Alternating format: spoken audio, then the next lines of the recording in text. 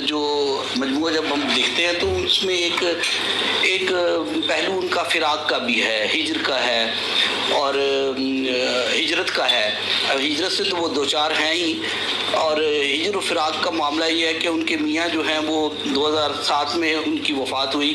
16 سال سے وہ ایک اکیلے پن اور ایک تنہائی اور اس کا اپنے رفیق کار کی ایک ہجرت اور فراق کا غم اٹھا رہی ہیں، اور وہ اشعار ایسے بہت سے ہمیں ملتے ہیں جس میں رفتگاں کی بات ہے، جس میں زندگی کا، موت کا اور یہ جو دکھ ہے اور زندگی کے چلے جانے کا اور زندگی ختم ہونے کا، یہ ان کے ہاں بہت میں نے دیکھے اشعار جس میں یہ حصہ ہے۔ اور ظاہر ہے جو بھی شاعر ہے وہ جب بھی اب زندگی کے بارے میں سوچے گا تو یہ بہت بڑے سوالات ہیں اور یہ بہت اسرار ہیں جن کے بارے میں وہ ضرور کچھ نہ کچھ اس کا اپنا ویژن ہوتا ہے، وہ اس کا اظہار کرتا ہے۔ میں اب بڑے ادب سے غزل کی ایک بہت عمدہ راولپنڈی اسلام آباد کی بہت ہی مایہ ناز اور خوبصورت شاعر، اور ہم ان پہ فخر کرتے ہیں، میں قیوم طاہر صاحب سے درخواست کروں گا کہ وہ آئیں اور گفتگو کریں یا اپنا مضمون پڑھیں جو بھی۔ قیوم طاہر صاحب، شکریہ، آئیے۔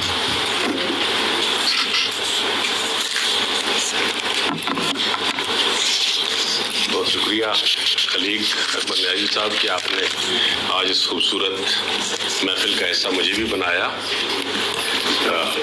محترمہ کو سب سے پہلے تو بہت بہت مبارکباد، اللہ تعالیٰ انہیں اور توفیق عطا فرماتا رہے، یہ ایسے مجموعے لاتی رہے۔ جب بات کر رہے تھے وفات و کوئی خواب کے حوالے سے انہوں نے بات کی، تو حمید شاہد صاحب کو بھی یاد ہوگا جب ہم اپنا پرچہ نکالا کرتے تھے آفاق تو ہم سندھی شاعری بہت شاعر کرتے تھے، شیخ ایاز کو بھی۔ تو آج بھی مجھے ابھی اس خواب کے حوالے سے ایک بات اور شیخ ایاز کی صرف چھوٹی سی 3 مصروں کی لفظ، اس میں 10 الفاظ بھی نہیں ہیں، ایک نظم مجھے یاد آئی، لا تأخذنی سنۃ ولا نوم، کہ کبھی کبھی مجھے خدا پر بہت ترس آتا ہے کہ وہ خواب نہیں دیکھ سکتا۔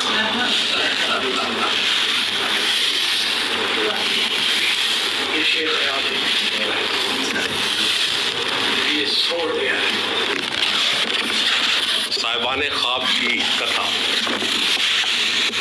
کسی بھی موضوع طبیعت انسان کے لیے اپنے احساسات و جذبات اور مشاہدات و تجربات کی عکاسی کا نام شاعری ہے، جو دلوں میں گداز اور لہجے میں شائستگی پیدا کرتی ہے۔ موضوع الفاظ میں کسی واقعہ، حادثہ، کیفیت، نظریے، ماضی، حال، مستقبل کو بیان کرنا بھی شاعری کا ہی مفہوم ہے۔ اپنی سوچ، خیالات دوسروں تک بہترین الفاظ میں پہنچانے کو بھی شاعری کہتے ہیں۔ یہی کاوش صاحبان خواب کی صورت میں ہمارے سامنے ہے۔ ہر فرد اپنے نظریے سے سوچتا ہے، اور شاعری کے پیچھے چاہے عقیدت کا فرما ہو یا دنیا داری، یہ بھی محبت کے ہی استعارے ہیں اور تسکین کا سامان۔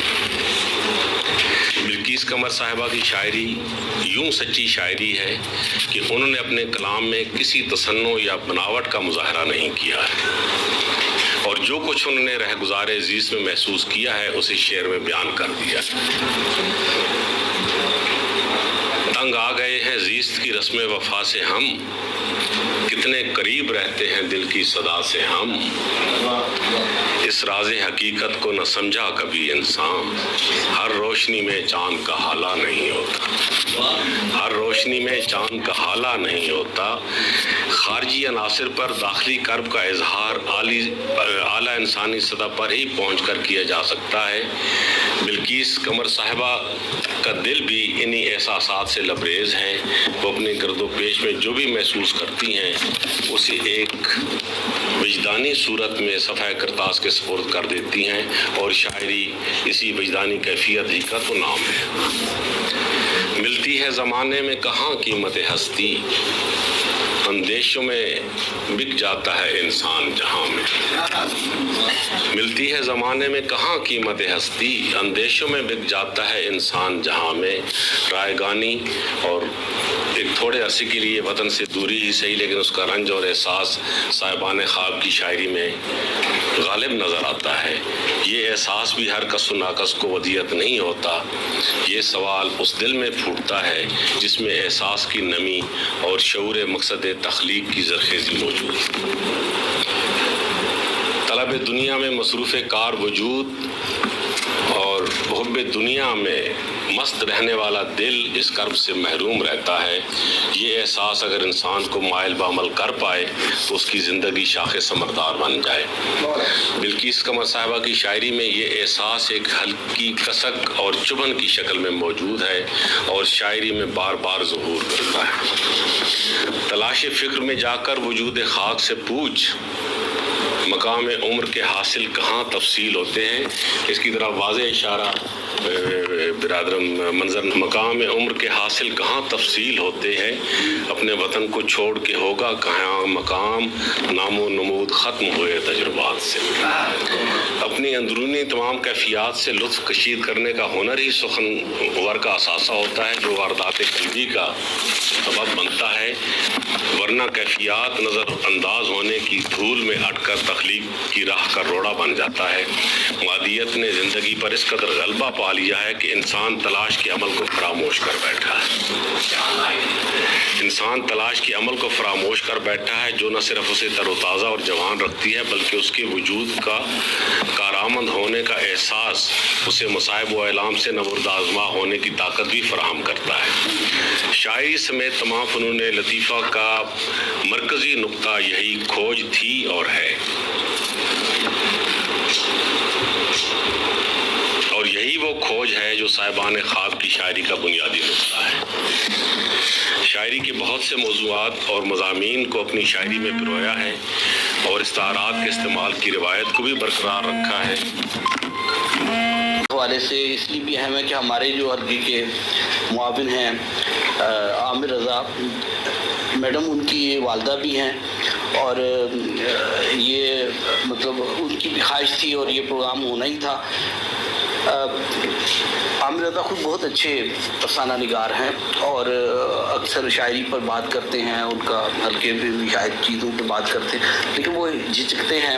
میں نے ان سے کہا تو گفتگو کرو تو یہاں پر انہیں کرنی چاہیے، اور میں چاہتا ہوں کہ انہیں مشکل میں ڈالوں اور وہ تھوڑی دیر کے لیے آئیں، اپنی والدہ کے حوالے سے کچھ جو بھی آپ کے خیالات ہیں آپ آئیں اور تھوڑی سی بات کریں پلیز ان کے لیے، ایک خاص موقع ہے۔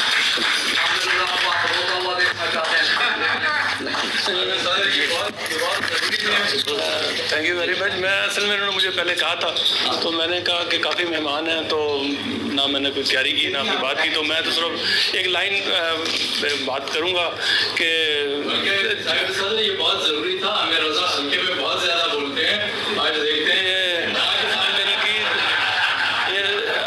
یہ تنقید کی محفل نہیں ہے بھارت۔